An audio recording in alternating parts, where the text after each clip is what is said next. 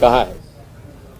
मजलिसे हज व उम्रा दावत इस्लामी हिंद की जानिब से आज़मीन हज की रहनुमाई के लिए हज तरबियती कैंप का इनेकाद किया गया और इसमें मेहमान खुसूसी की हैसियत से मुंबई से अशरफ अत्तारी, अब्दुल माजिद अत्तारी को मदऊ किया गया।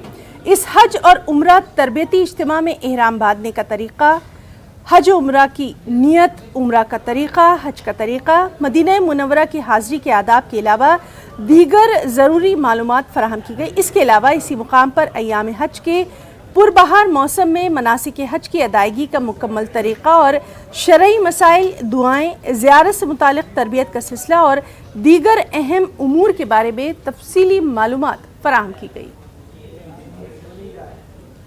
अल्लाह की रहमत से दावत इस्लामी हज व उम्रा जो हज पर आज़मीन हज जाते हैं, तो हज व उम्रा दावत इस्लामी का एक बाकायदा शोबा है और इसमें जगह जगह जो है तरबियती प्रोग्राम, सेशन, इज्तिमात ये हज व उम्रा के मुताल्लिक़ किए जाते हैं। इस तरबियती इज्तिमा में हज का तरीक़ा सिखाया जाता है, हाज़िरी मदीना के आदाब बयान किए जाते हैं और भी बहुत कुछ इसमें सिखाया जाता है। अल्हम्दुलिल्लाह नांदेड़ शहर में भी ये हज व उम्रा का तरबियती इज्तिमा ये आज हुआ है और कसीर आशिकान रसूल ने इसमें शिरकत की है।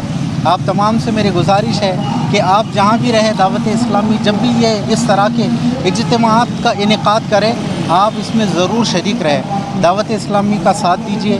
दावत इस्लामी पूरी दुनिया भर में दीन की खिदमत कर रही है और इस दीन के काम में आपका भी भरपूर जो है वो साथ चाहिए।